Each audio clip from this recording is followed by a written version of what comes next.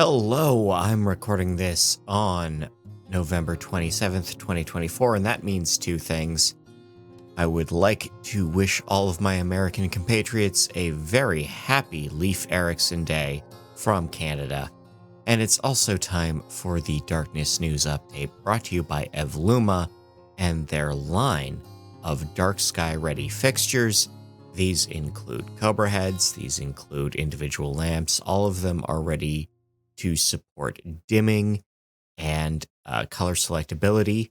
They also support shielding, whether that's just by design of the fixture or with optional add-ons to the lamp.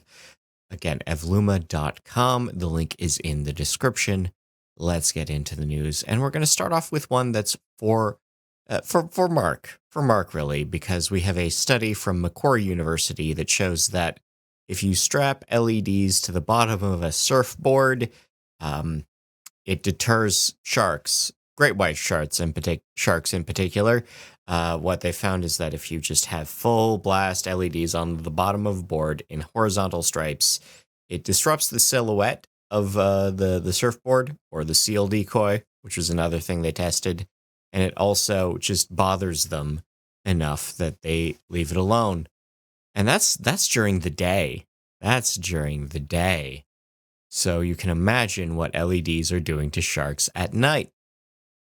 Anyway, great whites aren't particularly a threat to humans. You have to worry more about bull sharks because they patrol for food closer to shore. But I assume LEDs bother them just as much. Otherwise, let's talk about Emerson, a manufacturer of LED fixtures, is actually citing dark sky regulations in their ad copy for dimmable color selectable floodlighting. Two product lines in particular. They have some very deep amber options on these, but this is not an endorsement. What's newsworthy is that they're actually making a point of engaging with the community we have here as they go forward, even if that it's not approved by anyone in particular.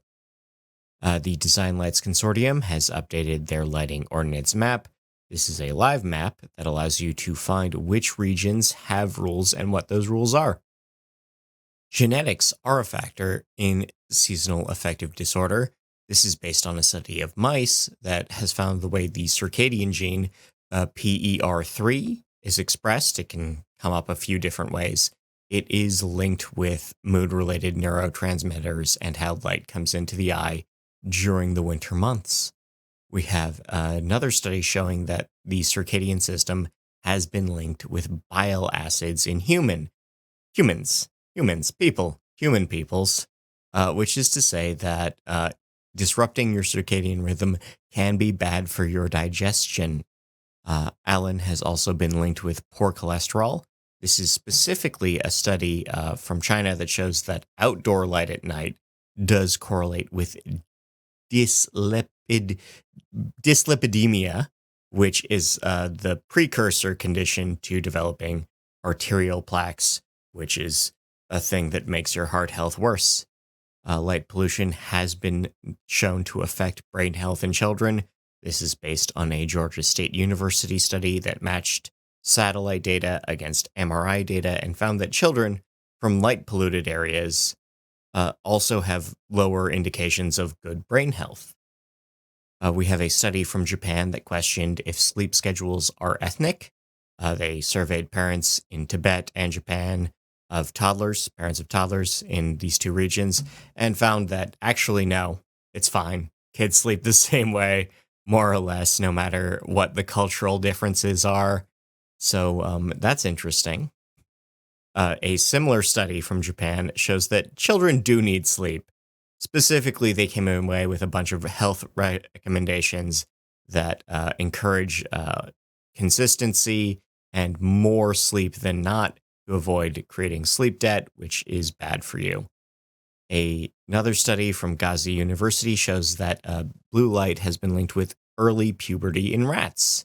It found that organ growth, development, and bone growth all happened when rats were exposed to blue lighting for most of the day. Insomnia has been linked with human female fertility harms. which is to say we have a meta-study of 6,800 data sets that have linked poor sleep with poor fertility. Another study from India shows that shift work affects fertility. This actually comes from both men and women.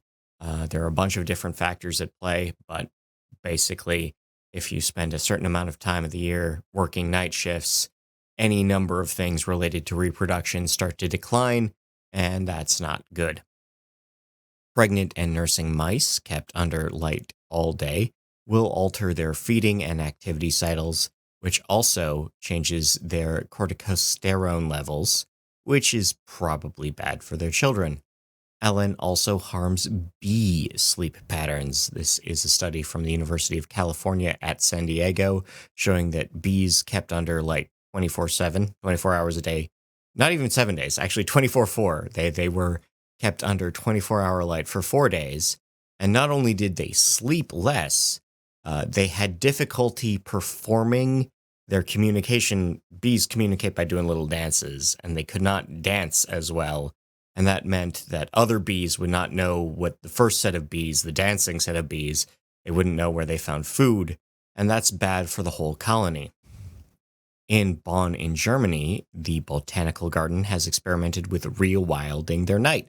This is a new interdisciplinary project from the Botanical Garden that created a better nighttime environment for their facility, and that could lead to better use of light at night other places.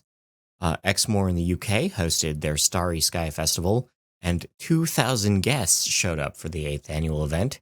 We have a study from Booking.com showing that tourists within the United Arab Emirates do want views at night. Specifically, 80% of respondents said they wanted clearer views of the stars when they traveled.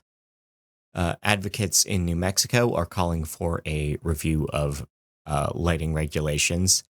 New Mexico actually set a law statewide in 1999, specifically hoping to respect sky glow and other light pollution-related issues.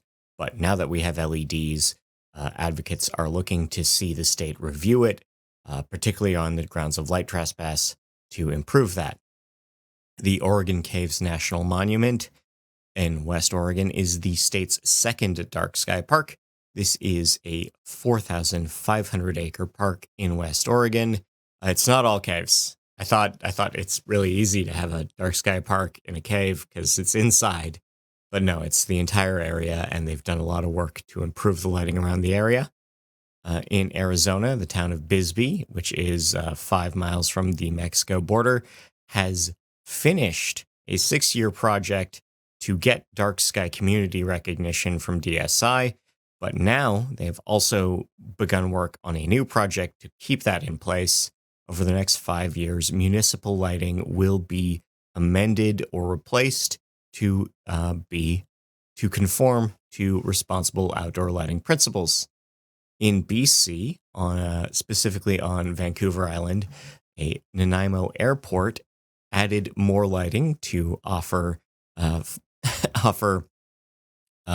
their facilities to larger planes for more hours of the day, which meant adding lighting. And local berry farmers tried to push back on that in the hopes of, maintaining a certain level of organic quality for their berries. But no, that did not work out. Liberty Hill, Texas has a debate on dark sky lighting policies. They've been trying to do this since 2020, but at this stage of the process, they are having to amend rules for advertising and signage, and local businesses are beginning to push back on those particular rules. In Nevada, the town of Truckee is extending their rebate program for exterior lighting projects. You now have until June of next year to secure, incentivize responsible fixtures. Nantucket has a new lighting program in place. The Worcester Polytechnic University team has worked with the local public works to revamp lighting on Main Street, and they're also working on an incentive program to convince residential units to switch to more responsible outdoor lighting. The University of Wisconsin at Madison will be adding amber lighting to their lakeshore trails. This has been an ongoing thing. They've been The trails themselves are popular, but not especially safe for students at night. And the final decision is to add amber lighting along that area so that people can see but don't bother the wildlife. In Uxbridge, Ontario, the town has been recognized as bird friendly. The town has been doing a number of lights out campaigns, and it is on a provincial park, and it has been recognized as being particularly safe for migratory birds. This program has also recognized Sarnia, Kitchener, and Cornwall in Ontario for their efforts to protect birds. Conservationists in New Zealand actually managed to relocate a group of petrel nests from one dune on the beach to another dune further away that was in better condition. This is because the petrels are, of course, particularly sensitive to light, and they need a dark space to grow older. Conservationists are now suing Maui County and the utility Hawaiian Electric over bird safety.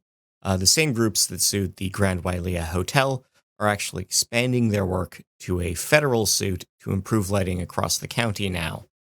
In Micronesia, off the coast of Europe, they are also tackling bird-safe lighting projects. This is through the EU Natura at Night project. This will also be reducing ALAN for the sake of seed bird safety.